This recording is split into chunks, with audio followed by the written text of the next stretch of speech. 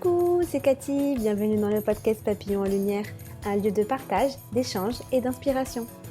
Ici, nous allons parler de bien-être dans sa globalité, que ce soit pour ton corps, ton esprit ou ton âme.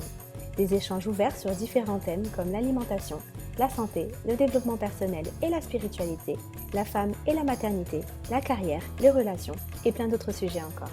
Tu découvriras des personnes qui m'ont inspirée et qui m'inspirent pour que tu puisses toi aussi t'inspirer et te reconnecter à toi-même avec amour et bienveillance. Coucou, j'espère que tu vas bien. Je suis contente de te retrouver pour un nouvel épisode sur la maternité. Donc tout d'abord, je voulais te remercier pour tous les beaux retours que j'ai eus suite à l'épisode de la semaine dernière avec Janine et son accouchement à la maison. Je prends vraiment plaisir à échanger avec toi après chaque épisode. Donc n'hésite surtout pas à revenir vers moi et à me donner ton avis. Aujourd'hui, c'est Johanna qui partage avec le sourire et toutes ces bonnes ondes positives son expérience avec la maternité. Donc c'est un épisode qui m'a beaucoup émue et me donne vraiment envie de me renseigner davantage sur le sujet gynécologique, la féminité et la maternité. Pour moi, l'accouchement appartient à chaque femme qui donne la vie. Donc,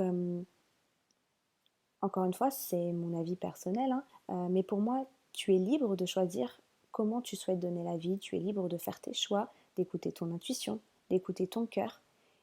Les médecins ne savent pas tout et il est important qu'on se sente à l'aise et qu'on se sente bien en fait avec la personne qui nous accompagne, avec la personne qui t'accompagne lors de ta grossesse, de la naissance. Et personne ne sait mieux que toi ce qui est bon pour toi et ton bébé. Merci encore une fois à Madjo d'avoir partagé son expérience, son histoire, qui j'espère vraiment pourra en aider plus d'une. Et puis à toi qui nous écoutes, encore merci. Coucou Cathy. Je suis trop contente de partager ce moment avec toi. Ben moi aussi, c'est vrai que ça me fait très plaisir. Tu es invitée ici pour que tu puisses parler de ton histoire avec la maternité. Tu as eu une expérience pas toujours facile et donc c'était important pour moi que tu puisses aussi partager ton expérience avec d'autres femmes, d'autres futures mamans. Tu habites au Portugal, tu habites C'est ça, dans un pays où tu ne parles pas spécialement la langue. tout à fait. Bébé, il a combien de mois? 2 mois déjà? Bébé, il a fait 2 mois la semaine dernière. Il a fait 2 mois la semaine dernière. Ouais, Ouais, déjà, ça passe très très vite. ça passe vite. Ça passe vite. C'est vrai qu'on n'a pas vu passer malgré la fatigue et tout ça, tu vois pas trop le temps passer et tu as même du mal à te souvenir déjà des débuts. Donc c'est ça qui est assez fou. Je pensais pas, mais il y a des trucs qu'on se souvient déjà plus. Les premières semaines, comment il était. Enfin bon, c'est assez fou. Donc d'ailleurs, il a fait ses premiers vaccins avant-hier et c'était un peu compliqué de le voir souffrir comme ça et tout. Mais bon, voilà, c'est les aléas de devenir maman. Il faut aussi être là dans les bons comme dans les mauvais moments. Oui, non mais ça c'est sûr. Ça c'est C'est clair. comme ça. Ouais, ouais, ouais, c'est sûr. Mais c'est clair, ça passe trop vite. C'est C'est un fou.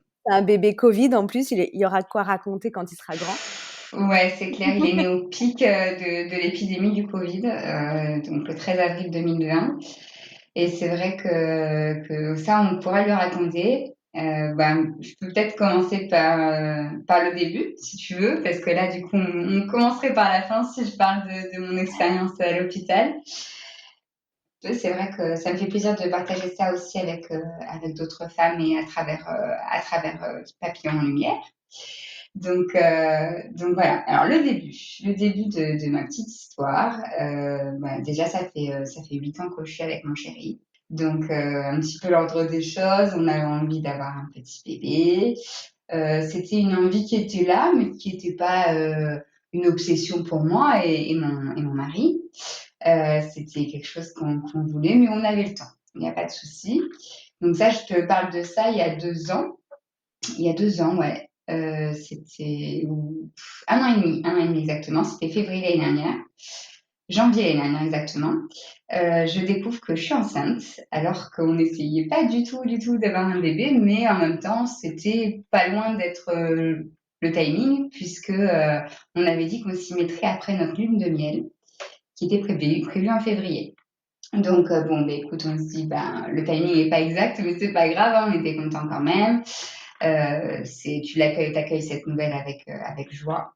Et malheureusement, ça n'a pas tenu. Quelques semaines plus tard, j'étais d'ailleurs avec toi, chez toi. Oui, Et c'est là que je t'ai dit, bon, Cathy, je ne me sens pas bien, je sens qu'il y a quelque chose qui va pas. Tu le sens, je sais pas, c'est bizarre. Et mon mari me dit, mais non, mais tu t'inquiètes pour rien. Voilà, il sait comment on est un peu, nous les femmes. Et puis non, je me suis pas inquiétée pour rien. J'avais senti vraiment qu'il y avait quelque chose qui allait pas. Et dans le train, en rentrant de chez toi, j'ai clairement perdu le bébé. Donc, en arrivant à la maison, des grosses douleurs. Voilà, bon, ben, perte de ce petit bébé. J'ai un petit peu refoulé mes sentiments en me disant, bon, c'est rien. Au début, franchement, ça m'a pas vraiment atteint plus que ça. Mais en fait, je me suis rendu compte que j'ai beaucoup refoulé. Et c'est quelques semaines plus tard que vraiment j'ai senti que je faisais un petit peu une mini-dépression. Même pas mini, on peut dire une petite dépression par rapport à ça parce que je n'avais pas écouté mes sentiments et il faut s'écouter en fait, tu c'est vois. clair. Et là, ben, je me suis pas écoutée et j'ai refoulé et du coup, ça a mis un peu plus de temps à guérir. Et puis, j'ai entendu parler de la médecine douce, qu'on appelle la médecine chinoise. Une médecine douce qu'on appelle la médecine chinoise, qu'il y en a plein des médecines douces. Donc, je me renseigne un petit peu par chez moi. Est-ce qu'il y a quelqu'un qui pratique ça? Parce qu'il faut trouver quand même un bon professionnel, c'est pas évident. Et puis, je vois un site internet avec une femme où son visage m'inspire, donc j'y vais. C'est juste à côté de chez moi. Ça s'appelle Casa Sacra d'ailleurs, je peux lui faire une petite pub Vas-y. parce elles sont top, voilà, c'est Casa Sacra à Lagos au Portugal.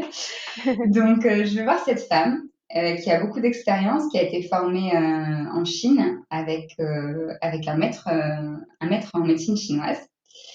Donc elle est restée là-bas quand même pendant 3 ans, et puis ça fait 15 ans qu'elle pratique.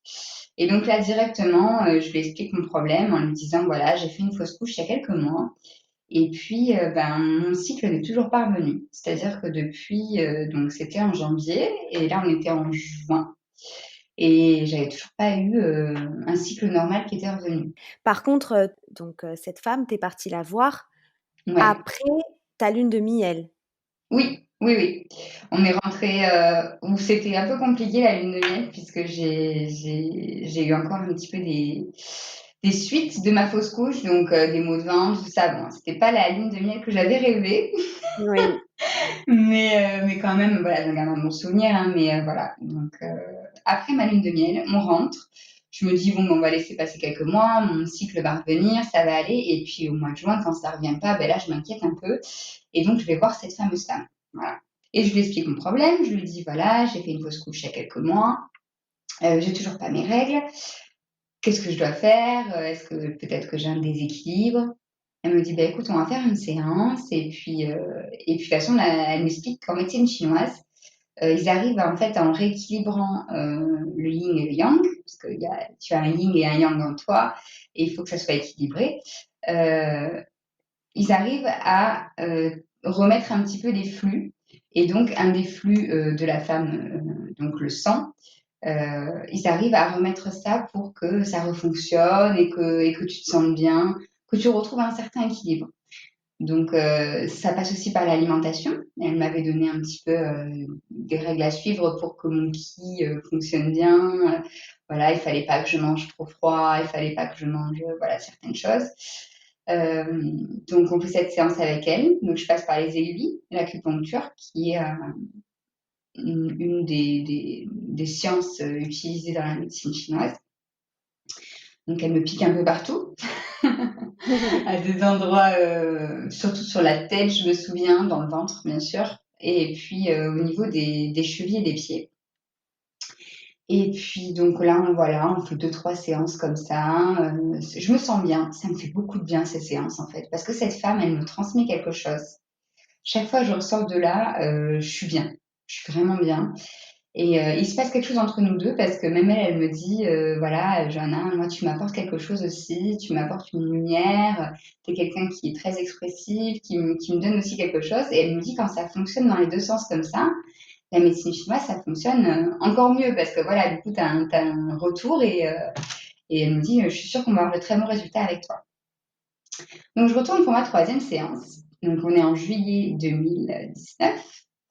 Euh, et là, elle me dit, elle prend mon pouls, parce qu'au début de chaque séance, elle prend le pouls pour avoir un petit peu, je sais pas exactement, je ne saurais pas t'expliquer, je suis pas spécialiste, mais ils prennent le pouls pour voir un petit peu où ça en est ton équilibre. En fait, ça fait partie des choses pour jauger le pouls. Elle regarde la langue, euh, elle regarde aussi au niveau des chevilles, si c'est un petit peu gonflé. Enfin voilà, il y a des choses comme ça qu'elle regarde avant de commencer la séance. Et là, elle regarde mon pouls. Elle sent mon pouls, elle me dit, il y a quelque chose, je sens quelque chose. Ah, bon, tu sens quoi? Elle me dit, bah, il y a deux possibilités. Ou tu as un gros problème au foie, ok, donc sympathique, ou tu es enceinte. Je dis, bon, bah, écoute, ce serait bizarre que je sois enceinte parce que j'ai eu mes règles une fois au mois de juin, mais très très peu, 2 jours. Et voilà, enfin, je suis pas du tout réglée. Je dis, bon. Elle me dit, écoute, fais un test, rentre chez toi, fais un test, mais moi, j'aimerais que tu fasses un test. Donc, je vais acheter un test, je rentre à la maison, je fais le test, et là, c'est négatif. Donc, je m'y attendais un peu, je me dis, bon, ben, voilà, elle a senti quelque chose, mais c'était pas ça, quoi. Donc, du coup, je fais vachement attention, je suis le régime qu'elle m'avait donné pour le foie, parce que je me dis, s'il faut, j'ai un problème au foie, donc je commence à suivre son régime qu'elle m'avait donné au cas où. Et la semaine d'après, j'y retourne, enfin 15 jours après.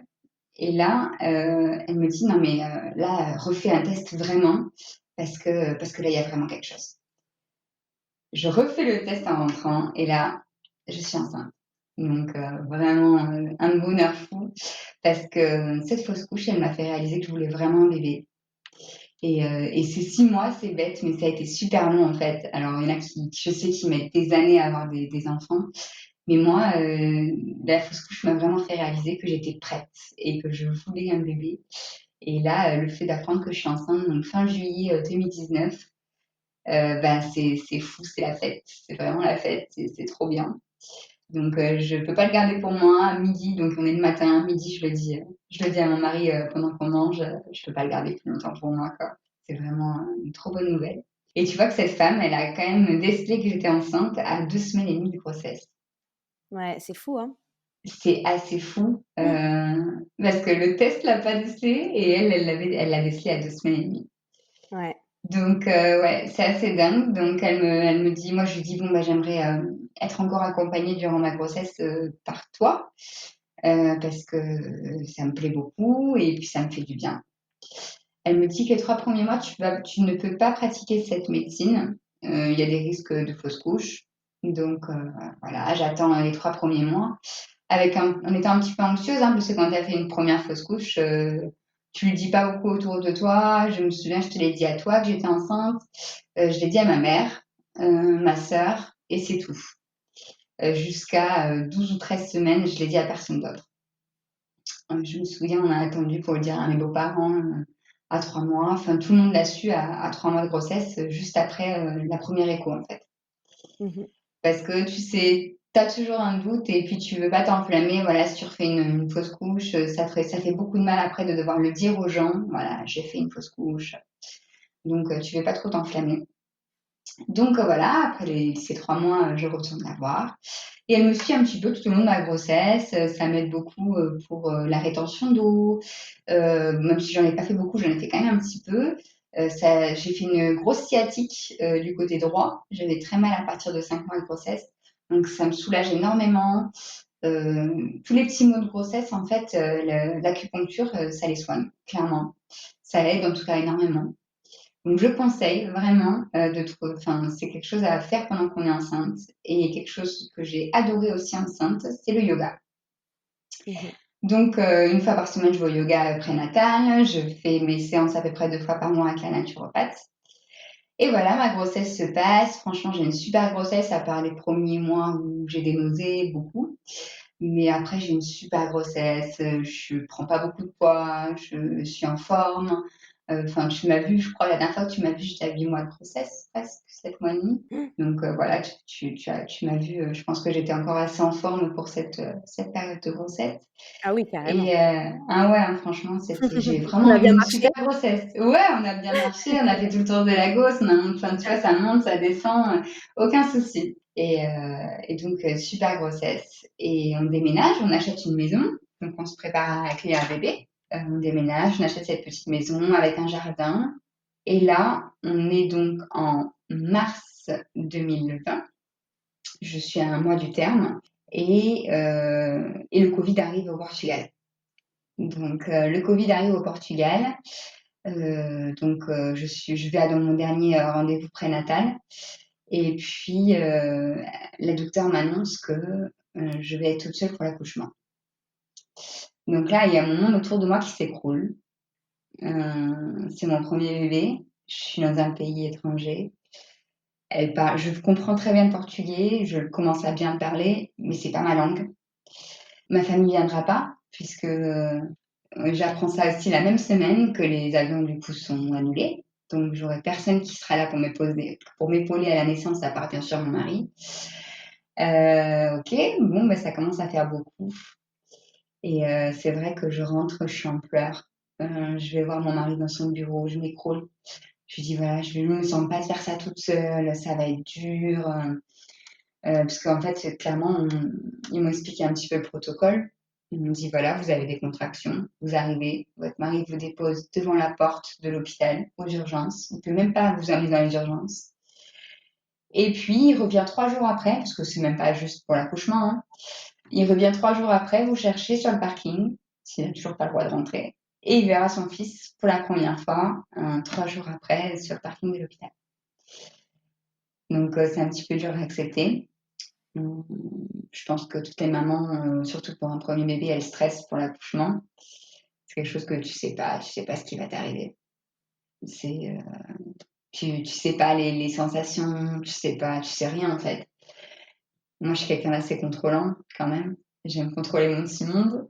Donc, donc c'était quelque chose pour moi, c'était une épreuve que la vie elle a mis devant moi. Alors on dit tout le temps que l'univers un petit peu, enfin, voilà, enfin, moi je crois à tout ça, hein, à l'attraction, à la loi de l'attraction, donc je pense qu'on a mis ça devant moi un petit peu, c'était une épreuve de la vie qu'on m'a imposée, peut-être parce que je compte beaucoup sur mon mari pour m'épauler, ou que je suis quelqu'un qui déteste être seule.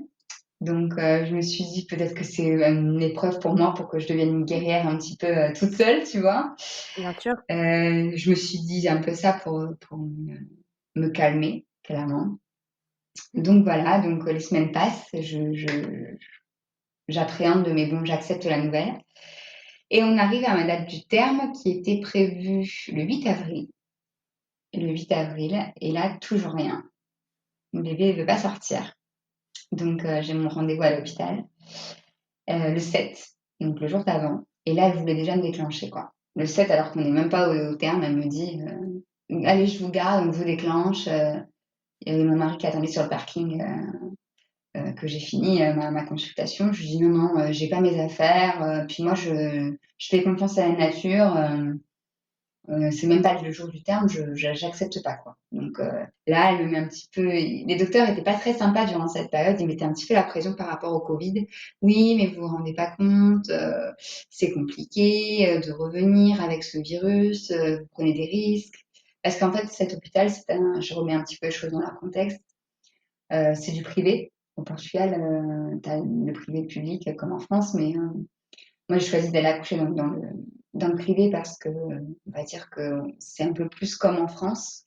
Tu as ta chambre, tu es toute seule, tu es un peu mieux pris en charge. Dans le public, c'est quand même pas ce qu'on a l'habitude de voir. Voilà. Donc j'ai choisi d'aller accoucher dans le privé. J'avais une mutuelle pour ça, donc j'ai choisi de faire ça. Et dans les hôpitaux privés à cette époque en cette époque de Covid, si tu as le Covid, ils t'acceptent pas pour t'accoucher. Donc, je dois faire le test du Covid, je suis négative. Mais voilà, donc elle me dit, si vous êtes positive d'ici là, on ne pourra pas vous accepter, vous le savez. Je dis, non, mais de toute façon, je ne sors pas de chez moi, il n'y a pas de souci, vous inquiétez pas. Bref, je rentre chez moi, donc ce 7 au soir. Et puis, elle me dit, bah, écoutez, vous revenez le 9 et puis on vous déclenche le 9, donc le jeudi. Et je le sentais pas. J'avais pas envie qu'on me déclenche, en fait. Je voulais vraiment faire confiance à la nature. Puis là, je commence à lire plein de trucs sur Internet, ils sont pas du tout sûrs de ces dates. C'est vrai, comment tu veux prédire qu'un bébé, il arrive tel jour et que c'est la date où il doit arriver? Et puis, je vois Ouais. que dans certains pays, tu vois, c'est complètement. Il y a des pays, ils Enfin, attendent bref. encore plus longtemps que Mais 5 jours. bien sûr, il y a des pays, dans les pays du Nord, c'est 42 semaines qui te laissent. Tu Voilà. imagines la différence? Mais ouais, là, je suis à 39 semaines pile et puis on veut me déclencher, quoi. Mmh. Bon, bah, du coup, j'appelle le jeudi matin, alors que j'avais rendez-vous pour me faire déclencher, et je demande à parler à ma docteure. Et je lui dis, bah, écoutez, je viendrai pas. J'ai décidé de donner quelques jours de plus à la nature. Est-ce qu'on Mmh. peut reprogrammer ça pour lundi? Alors là, elle me fait une crise au téléphone, machin, vous vous rendez pas compte. Moi, je me décharge de toute responsabilité. Votre bébé, il fait déjà plus de 3,4 kg. C'est un gros bébé. Vous allez avoir du mal à le sortir. Ok, voilà, elle te fait hésiter de fou, tu vois. Mais j'avais pris Ouais, ma décision. J'ai dit, bah, écoutez, vous vous déchargez, il n'y a pas de problème. Bébé, il allait bien. Elle me dit, voilà, si vous sentez plus bouger et tout, vous venez, bien sûr que je faisais grave attention si je sentais bouger bébé. bien sûr. Donc, je raccroche. Donc, ça m'a quand même mis le doute, hein, mais je me suis dit, allez, crois en toi. Je pense qu'il faut s'écouter. Donc, j'étais pas prête. Bébé était pas prêt. Donc, j'ai dit, j'attends lundi. S'il est pas là lundi, là, bien sûr que bon, faudra quand même déclencher, quoi. À un moment donné, il faudra quand même le faire. Et puis, passent les jours, je fais de la corde à sauter, du badminton, on fait des tours du quartier, j'ai tout fait, je crois. Et puis, rien du tout. Bon, ben, samedi soir, j'appelle ma naturopathe et je lui dis, bébé, il veut pas venir. Elle me dit, bon, ben, viens. Et je dis, mais oui, mais il y a le Covid, on n'a pas le droit de se voir. Elle me dit, écoute, je mets le masque, tu mets le masque, on se protège, je nettoie toute la. Franchement, elle a assuré de fou. Elle a nettoyé tout le cabinet et tout, enfin tout désinfecté. Elle était sûre de ne pas l'avoir parce qu'elle n'était pas sortie non plus. Donc j'y vais. Et là, on fait une séance, une grosse séance, et surtout, je pense qu'elle m'a beaucoup enlevé de stress à cette séance parce que j'étais très stressée. Et là, elle t'a fait de l'acupuncture? Ouais, elle m'a fait de l'acupuncture et on a même fait, parce qu'elle avait appris ça, elle a beaucoup voyagé cette femme, en Inde, euh, du Bollywood. Parce que dans OK. la danse Bollywood, en fait, c'est comme ça qu'elle provoque un petit peu les accouchements, les Indiennes. Donc Génial. voilà, ouais, on a fait ça pendant 3/4 d'heure. Elle était impressionnée comment je bougeais à 45. Elle me dit, mais c'est fou que tu aies encore autant d'énergie. Et ouais, ça allait nickel, quoi. Et puis, donc, première séance, elle me dit, bon, bah, s'il n'y a rien dans les 24 heures, tu reviens demain. Bon, bah, toujours rien. Des petites contractions. J'avais eu un petit peu les petites contractions de la nuit, mais très légères. Et le lendemain soir, on y reva, donc on est le dimanche soir. Donc, c'est un peu la dernière chance. J'y revais, et puis là, elle passe quand même 1 heure et demie sur moi. Et elle avait même appelé la veille son maître en Chine pour avoir des nouveaux points, pour vraiment essayer de faire sortir ce bébé. Euh, donc là, elle me donne aussi une espèce de tisane chinoise que je dois boire toute la nuit. Je ne saurais pas te dire ce que c'est des herbes un peu spéciales. Et puis, donc je fais ça. Et là, à minuit, grosse contraction. Et là, trop contente, quoi. Ça y est, ça vient naturellement. Je suis super contente. Même si je sais que voilà, JP pourra pas être avec moi, au moins bébé il arrive naturellement, quoi. Ça m'enlève un poids. Mmh. Donc là, j'attends quand même 1 heure et demie à la maison. Donc là, si les contractions se rapprochaient, bon, ben, ça commence à se rapprocher. Je suis quand même à 45 minutes de l'hôpital. Donc on y va. Le trajet se passe bien. Puis on arrive devant et je reste au maximum dans la voiture avec mon chéri parce que je sais qu'après je le vois plus. Donc là, c'est un peu le déchirement. C'est rien qu'à en reparler, j'ai un petit peu, ça me fait un peu, j'ai un mauvais souvenir. C'est un petit peu le déchirement parce qu'il me laisse devant les urgences et puis On a les larmes aux yeux tous les deux. On se revoit dans 3 jours, quoi, Bah avec ouais. bébé. Et comment il l'a vécu ça, du coup, papa, quand il a appris qu'il pouvait pas participer à l'accouchement? Papa, il a fait une lettre à la chef de l'hôpital Ah ouais? pour pouvoir venir. Ouais, ouais, il a écrit tous une lettre en disant, voilà, est-ce que si je fais le test du Covid, est-ce que si on nous met en quarantaine dans la chambre, que je suis pas là au bloc, que je reste dans la chambre, quand même toutes des mesures en fait pour que je porte un masque tout le long, pour qu'il soit là en fait. Mmh. Et non, ça, ils nous ont même pas répondu. Ils ont même pas pris la peine de nous répondre. Ouais. Donc ouais, ils étaient dans leur protocole à fond. Non, c'est pas possible quoi. En gros, c'était directement ça.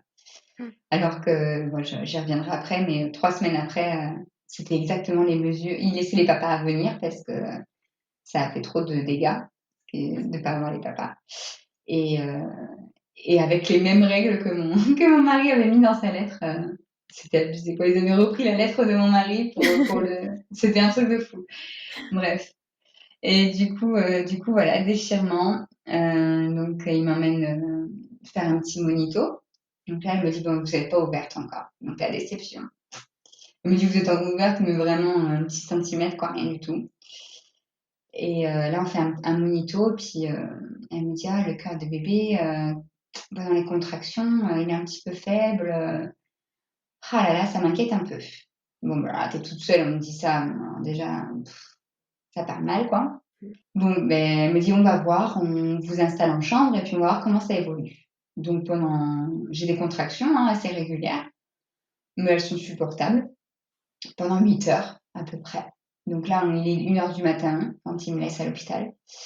On va dire qu'à 10h30, les docteurs reviennent me voir et elle m'installe la péridurale. Mais je lui dis de pas mettre de produit pour le moment parce que je supporte. Donc, Mmh. je lui dis si on peut attendre pour mettre le produit. Pour l'instant, je supporte les contractions. Et puis, elle m'examine. Et puis là, elle me dit, bon, bah, vous êtes ouverte à 2 en 8 heures. Elle me dit, j'ai envie de vous dire, le bébé viendra pas comme ça. Ok. Donc, c'était pas ma docteure qui était là, c'était une de garde Mmh. super froide, enfin, infecte. Franchement, cette femme, elle était horrible. En plus, ils étaient en mode Covid, visière, tu vois, on pouvait pas te toucher. À un moment donné, je me suis mis à pleurer. Il y a une sage-femme, elle me dit, ah, j'aimerais bien te prendre dans les bras, mais on peut pas. Mmh. Enfin, c'était vraiment une atmosphère très spéciale. Et toi, Et tu avais donc le là, elle masque me aussi? dit, ouais, j'avais le masque. À cet étage de l'hôpital, j'avais le masque, ouais. Je devais le mettre à chaque fois que quelqu'un rentrait dans la chambre. Quand ils n'étaient pas là, je pouvais l'enlever. Mmh. Et donc là, elle m'examine, elle me dit, bébé, il viendra pas comme ça, il viendra pas naturellement, il est sur le côté, il est coincé sur votre hanche sur le côté, donc il pousse pas sur le col, il ouvre pas le col. Bon. Elle me dit, on peut tenter de mettre oxytocine et tout ça, donc déclencher, mais elle me dit, vu le monito de ce matin, ça me fait peur, elle me dit, parce que c'est vrai qu'il était quand même assez faible pendant les grosses contractions. Et l'oxytocine te fait des grosses, grosses contractions provoquées, donc bien plus grosses que des contractions naturelles. Et là, elle avait peur que le bébé, ça le fatigue beaucoup. Voilà. Ça le fatigue beaucoup et qu'il ait du mal, du coup, à faire le travail. Et qu'après, on doit peut-être faire une césarienne d'urgence. Parce qu'elle me sort césarienne d'urgence. Donc là, on vous endort, c'est anesthésie générale. Et puis, vous voyez bébé 4 heures après. Ok, sympathique. Donc là, je me mets en pleurs, j'appelle JP. Je dis voilà, ils m'ont dit ça. Et en gros, la solution, c'est que on programme une césarienne cet après-midi.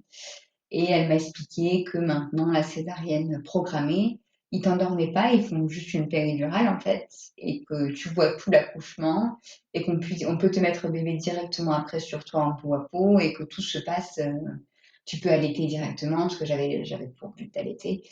Euh, Tu peux faire un petit peu comme un accouchement classique, tu vois le bébé, enfin tu vis un peu le truc quoi. Même si c'était pas du tout ce que je m'étais imaginé. Oui. Alors cette expérience m'a vraiment appris que ouais, tu peux prévoir les choses, mais tu peux pas tout prévoir et que tu peux t'imaginer des choses, mais là tu vois, j'imaginais un accouchement avec le ballon, l'aromathérapie, mon mari, enfin la totale, j'ai rien eu. Hein. Je peux J'ai pas eu Ouais. d'aroma, j'ai pas eu de ballon, j'ai pas eu mon mari, j'ai pas eu un accouchement naturel. Donc, ben, j'en parle à mon mari et puis il entend mon état au téléphone et il me dit, bah, écoute, de toute façon, fais comme tu le sens. L'important, c'est que toi et bébé, vous soyez en bonne santé. Donc, j'ai envie de te dire, fais-le quoi.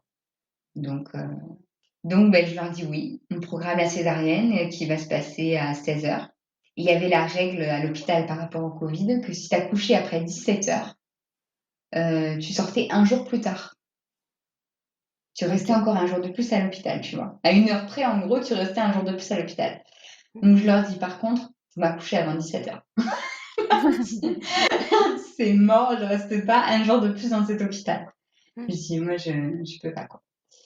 Ok, on vous accouche avant 17h. Bon, au final, j'ai accouché à 17h13 et c'est passé, hein, ils m'ont laissé sortir. Mhm. Mais bon, c'était marrant. Et donc là, on va au bloc et on fait cette fameuse césarienne naturelle, ils appellent ça. Tu parles, j'appelle pas ça du naturel, mais bon. Il y a quand même un film transparent qui fait que je vois tout. Je suis dans les Mhm. vapes, hein, mais tout le bas de mon corps est endormi. Et donc, je vois quand même mon bébé sortir de mon ventre. C'est moi la première personne qui regarde. Il me le met directement quand même sur moi quelques secondes avant de m'emmener faire tous les tests. Donc, c'est quand même un super beau moment. Même si je suis toute seule, c'est quand même magnifique comme moment. Donc, il va très bien. Finalement, il fait que 3,1 kg. Alors, tu vois, j'ai bien fait de l'écouter parce que si j'avais accouché une semaine plus tôt, il aurait été un petit peu mince, ce bébé quand même. Mhm. Il aurait sûrement fait que 2,8 kg ou 2,9 kg. Donc, c'était pas du tout un gros bébé comme annoncé. Donc, encore, tu vois que leur médecine traditionnelle, la médecine scientifique, comme j'appelle ça, c'est Elle n'est pas, ils pas savent toujours pas juste. tout. Non, ils savent pas tout. Et c'est vrai qu'on les prend un peu pour des dieux, ces docteurs, mais ils sont comme nous, hein. Ils savent pas tout. Donc, 3,1 kg et 51 centimètres, petit Nathan. Donc là, ben, c'est la découverte. Donc, je suis dans l'euphorie totale pendant bien 2 heures, vraiment, la découverte de mon bébé. On appelle papa directement. Papa qui m'a un petit peu avoué plus tard que ça a été les 2 heures les plus longues de sa vie. Oh, tu m'étonnes. Ben ouais, parce qu'en fait, je lui ai dit que l'opération durait 45 minutes parce qu'on m'avait dit ça. Et il a attendu 2 heures. Donc, il a eu peur qu'il y ait quelque chose, en fait. Bien Il s'est sûr. dit, est-ce que ça s'est bien passé? Il me dit, j'étais derrière mon téléphone, je regardais toutes les 10 secondes de mon téléphone. Alors que j'ai vraiment Horrible. pas un chéri stressé, tu le connais. C'est quelqu'un Mm. d'assez calme et tout. Et là, il était super stressé, quoi. Ouais, mais là, c'est Ah, autre chose. Là, c'est c'est la autre chose. santé, c'est son Ouais, bébé, c'est sa c'est femme. son bébé. Mais ouais, il y a tout qui il est loin, il a aucun pouvoir dessus. S'il m'arrive quelque chose, le pire, c'était ça. Enfin, j'ai voulu même pas y penser, mais s'il m'arrivait quelque chose, je le laissais même pas rentrer, quoi. Ouais, mais c'est ça, Tu vois. c'est ça. Et bébé, pareil. Donc, ouais, c'était chaud. Heureusement, on est en pleine santé avec bébé. Moi, je vais super bien. L'opération s'est très bien passée. C'est douloureux, clairement. Bah, déjà, il faut le temps que ça se réveille, tout ça. Donc, bien 5-6 heures avant de pouvoir ressentir bien mes jambes. Pour se relever, ben, on me relève au bout de 7 ou 8 heures. On me dit qu'il faut marcher absolument parce que sinon, tu as un risque de phlébite. Rien que pour aller aux toilettes, mais il faut marcher quelques pas. Une douleur, laisse tomber. Franchement, c'est un truc de fou, la douleur. On t'a Oui, et clairement puis écarté tous les abdos et tout, hein, donc c'est une opération, c'est une chirurgie qu'on m'a fait, donc ouais.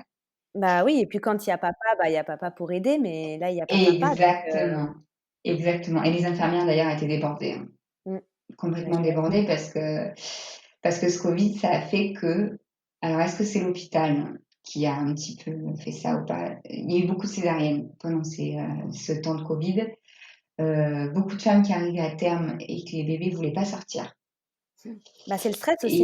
Et ouais, je pense, qu'elle savait qu'il y avait pas les papas. Bah, Et forcément, puis tu te sens plus stressé aussi, et mais psychologiquement, bien sûr, ça joue, hein. mais complètement, complètement. Et du coup, beaucoup de césariennes et donc beaucoup plus de travail pour les infirmières puisque la première nuit, tu peux pas te lever. Donc elles viennent, elles doivent changer la couche de bébé, elles doivent te mettre dans les bras pour que tu puisses allaiter. Enfin, tu peux pas faire grand-chose, hein, donc c'est vrai qu'elles sont beaucoup là pour toi. Et pour ça, je suis tombée sur des petites des petites jeunes parce qu'elles ont 20 ans à peine, ces infirmières au Portugal. Super, vraiment adorable. Et là, ça change d'atmosphère. C'est-à-dire que j'ai plus de masque. Les infirmières, elles sont beaucoup plus tranquilles avec tout ce qui est protocole Covid et tout, parce qu'on est dans un étage où on est complètement isolé du reste et on a tout été testé. Donc, si tu veux, il n'y a aucun risque de Covid dans l'unité. Donc, beaucoup plus atmosphère, je dirais, normale. Donc, ça me fait du bien, beaucoup de bien, qu'il y ait cette atmosphère normale. Et donc, je passe la première nuit avec bébé. Donc, j'ai mal, mais tu supportes la douleur parce qu'ils te mettent quand même beaucoup d'antidouleurs. Donc, ça va. Et puis là, dès le lendemain, on fait plein de chats avec papa. On est tout le temps en visio. Et puis là, les 2 jours sont longs parce que j'ai juste envie de rentrer chez moi, en fait. Et enfin arrive le jour où on me dit c'est bon, bébé vous va bien. Il a perdu un tout petit peu de poids, ce qui est normal, tu sais, dans les 2 premiers jours. Mais tout va bien. Donc, vous pouvez sortir. Et là, donc, ils me disent, vous pouvez dire à votre mari, il peut venir à 15h. Ok, donc là, trop contente, je l'appelle, je dis, c'est bon, tu vas venir nous chercher à 15h, sois là sur le parking de l'hôpital et on sera là. Et là, 15h arrive, je suis prête avec mon sac, mon bébé dans son cosy, je le fais tout pour voir papa, je suis trop contente, quoi. Et là, 15h10, 15h15, je peux pas descendre toute seule. Je vais attendre une infirmière parce que déjà, je peux pas porter le cosy, impossible. J'ai beaucoup trop mal et j'ai beaucoup de mal à me déplacer aussi. Donc, je dois attendre 2 infirmières pour qu'elles me descendent en bas. Et là, je vois personne arriver. 15h30, 15h40. Et là, je pense que j'étais un peu à bout. J'avais beaucoup supporté l'attente. Et là, je m'écroule en larmes. Je vais voir au bureau des infirmières. Et je leur dis, maintenant, il y a quelqu'un qui me descend parce que là, j'en peux plus, là. J'en peux plus d'attendre. Elle me dit, non, mais Kelly, il y a personne, je peux pas descendre. Elle me voit pleurer et tout. Et je lui dis, ouais, mais là, mon mari, il attend depuis 40 minutes. Je lui dis, ça fait 3 jours qu'on attend ça. Je lui dis, trouvez-moi quelqu'un parce que là, j'en peux plus. Et donc, elle appelle des filles en secours d'un autre service qui viennent et qui enfin me descendent jusqu'à mon mari. Et j'ai beaucoup de mal à aller jusqu'à la voiture. Ils réalisent pas que je viens d'avoir une césarienne et que normalement, ils gardent les femmes 5 jours. Là, je sors au bout de 3. Et elles réalisent pas trop. Et rien que la marche, en fait, du 2e étage de l'hôpital jusqu'au parking, c'était quand même genre, je sais pas, 3-4 minutes de marche, tu vois. Mais une douleur quand je suis arrivée à la voiture. Résultat, je suis arrivée en pleurs devant mon chéri, quoi. Enfin, génial. Et là, bon, de toute façon, première chose, c'est de donner, et on lui a donné bébé, quoi, pour qu'il le voie. Et là, bon, il était en larmes de le voir. Ça y est, enfin, il voit son bébé. Et là, je monte dans la voiture, je dis, allez, on rentre. Là, j'en peux plus, on rentre. Je veux juste rentrer chez moi. Et donc, on rentre, on fait le trajet. Et là, il arrête pas de le regarder dans le rétroviseur, c'est trop mignon. Et on arrive, et là, enfin, on arrive chez nous. Et du coup, je lui mets en peau à peau le bébé, et là, il se regarde. Pour la toute première fois, moment magique. Trop beau. Il se découvre, quoi. Et c'était vraiment un super beau moment. Et enfin, je me sens tellement bien d'être rentrée à la maison, mais tellement bien. C'est le bonheur ultime ce jour-là. Et voilà, enfin, on réunit tous les 3. Et malgré la douleur et tout ça, parce que du coup, tu passes des antidouleurs de l'hôpital sous perf à du Doliprane et de l'ibuprofène. Donc Ouais. autant te dire que Ça a été quand ça même fait la pas grand-chose. cicatrisation? Ouais, franchement, par contre, j'ai un super docteur, enfin une super docteure, qui a fait un très beau travail. Et j'ai une cicatrice, franchement, elle est nickel. Elle a fait un déploiement surgé. Enfin, je pense que d'ici 6 mois, elle se voit même plus la cicatrice. Ouais. Donc, pour te dire, c'est vraiment nickel. Ça a été la cicatrisation. Ce qui a été le plus douloureux, ouais, c'est que t'as perdu tous tes muscles et tout. Du coup, ben, le moindre mouvement, ça fait mal, quoi. Et puis, le problème, c'est qu'il faut quand même t'occuper de bébé. Mais heureusement, mon chéri, il était là, il a pris quelques jours off du travail. Et donc, il me prend le bain. Les 3 premiers jours, je descends pas, parce qu'on a une maison avec un étage. On reste avec bébé en haut, et puis il m'amène à manger. Voilà, les 3 premiers jours sont assez compliqués puisque je peux vraiment pas beaucoup bouger.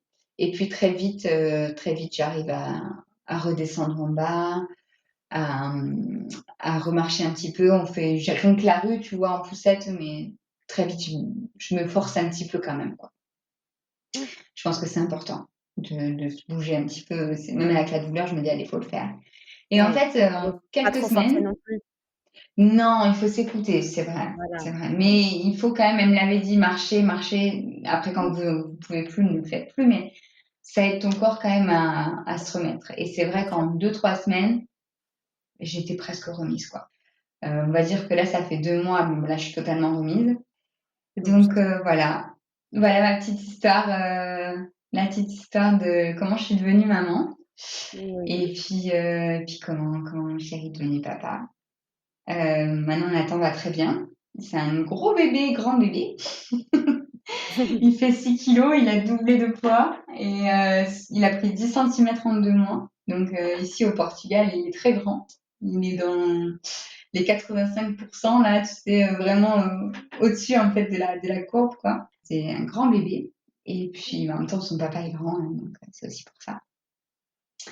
Et puis il va très très bien, à part voilà les joies des coliques et tout ça qu'on est en train de vivre, Oui. les nuits courtes et même je crois qu'il est en train de me doubler les gencives depuis 2 jours, la totale en même temps. Mais franchement, c'est beaucoup de bonheur. C'est beaucoup, beaucoup de bonheur. Ta vie, elle change complètement. Moi, j'adore me pomponner. Je suis quelqu'un, voilà, je viens du milieu de la beauté, je suis esthéticienne. Donc, me maquiller, tout ça, j'adore ça. J'ai plus le temps, Mmh. clairement. Ouais, bah, c'est sûr, ça change ta Euh, vie, hein. ah ouais, ça change la vie complète, hein. T'as 10 minutes pour aller prendre ta douche, tant que papa il surveille. Voilà, et puis non, c'est clair que t'as plus trop le temps pour toi, mais c'est beaucoup, beaucoup de bonheur. Et voilà, maintenant, même après tout ça, tu vois, j'aurais aucun souci à avoir un deuxième, même un troisième bébé.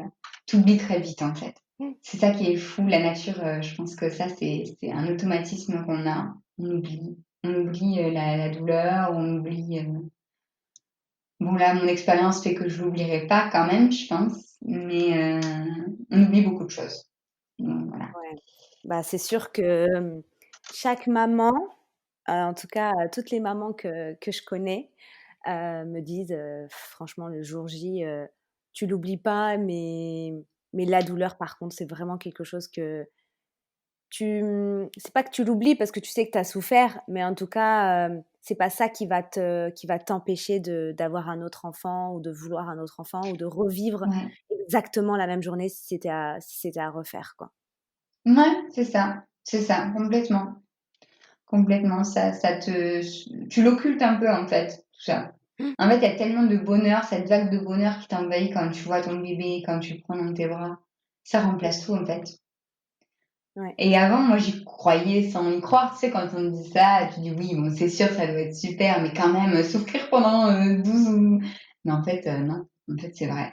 C'est vrai. C'est Et clair. puis, pour finir un petit peu l'histoire, donc quelques semaines plus tard, je vais faire mon rendez-vous postnatal chez ma gynécologue. Et là, elle me dit, bah, ça va, Johanna, tout va bien. Je dis, bah oui, je me sens bien, tout va bien. Et là, elle me fait l'écho et je vois qu'elle fait une drôle de tête. Et je dis, oh là là. Elle me dit, bon, bah, il reste un petit morceau de placenta. Je dis, oh non, c'est pas vrai. Et là, je dis, bah, vous allez me l'enlever. Je dis, allez-y, là, enlevez-le-moi. Elle me dit, ben, je peux pas l'enlever comme ça, ton col est fermé. On va devoir programmer une opération. Et là, elle a dit le mot de trop, je m'écroule en larmes.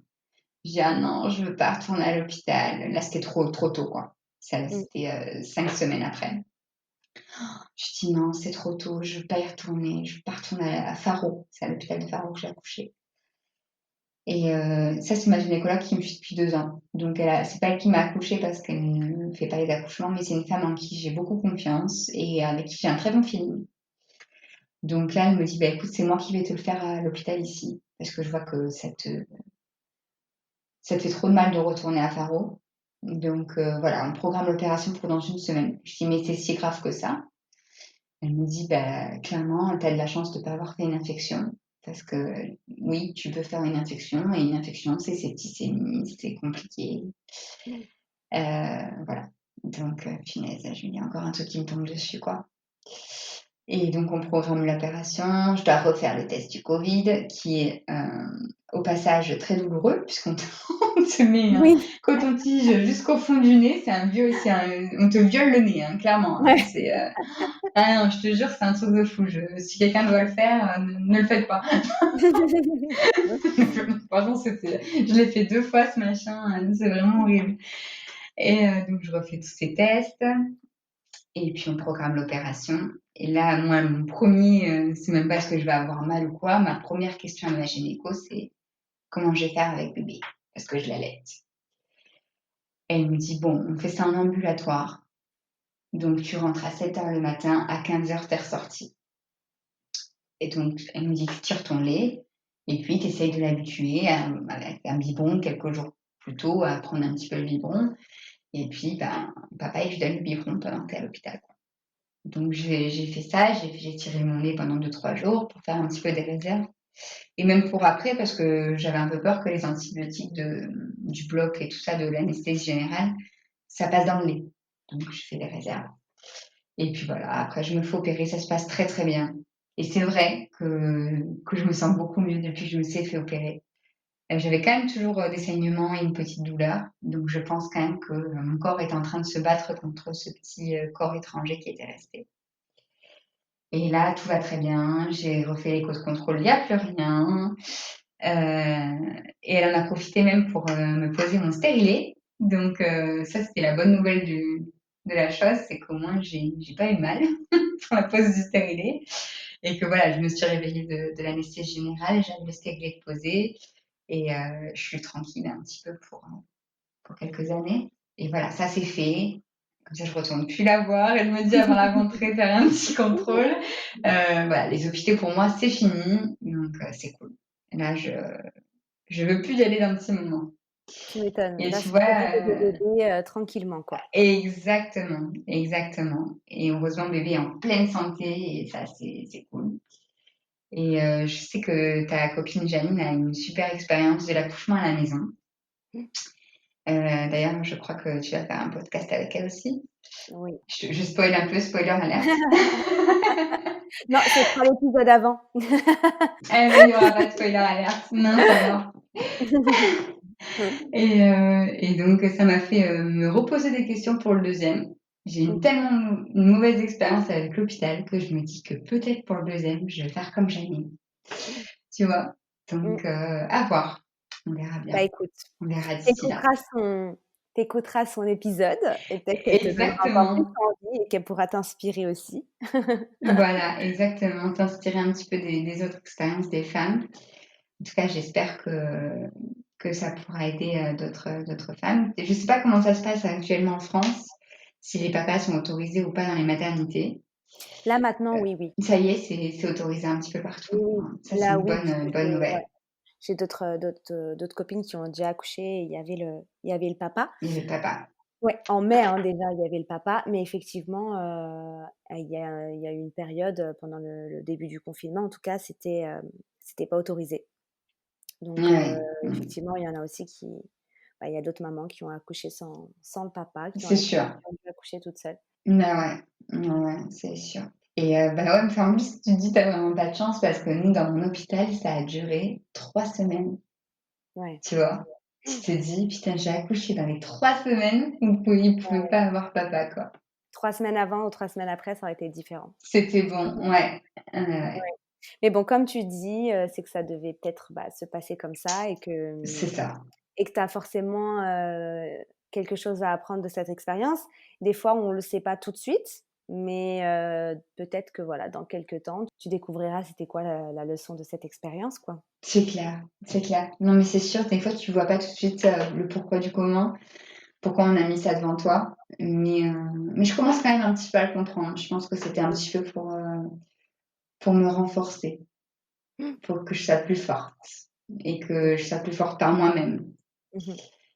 Et ça, je pense que c'était pour devenir maman, peut-être, pour vraiment, tu vois, que j'ai un petit peu cette épreuve avant de devenir maman.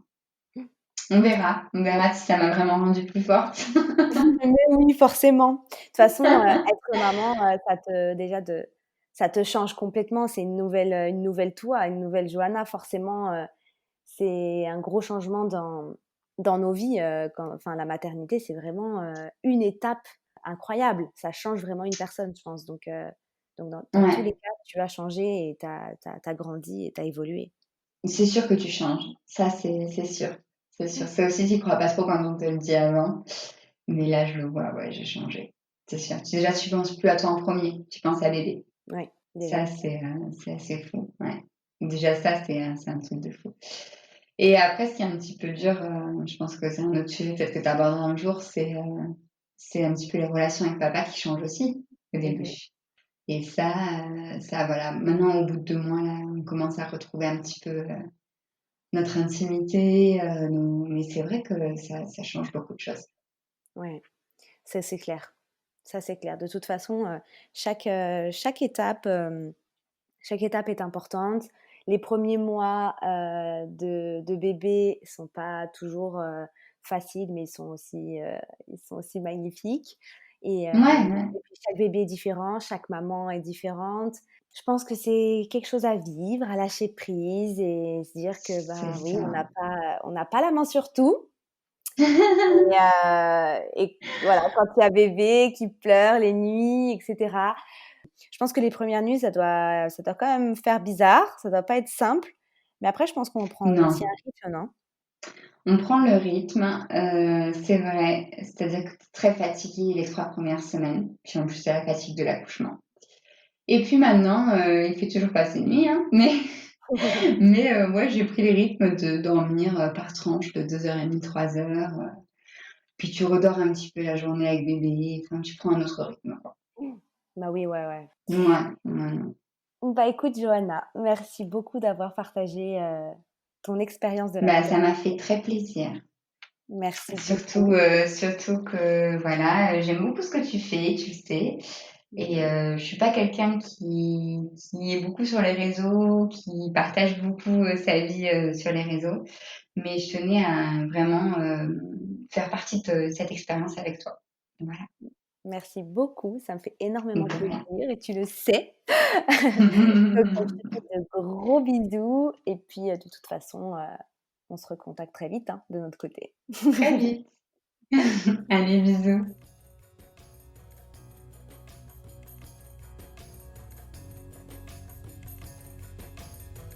Merci de m'avoir écouté. J'espère que l'épisode t'a inspiré. Tu peux me retrouver sur Instagram, Papillon en Lumière. Partage-moi ton avis, ça me ferait vraiment plaisir de savoir ce que tu en as pensé. Je t'envoie beaucoup d'amour et de lumière. À bientôt au prochain épisode.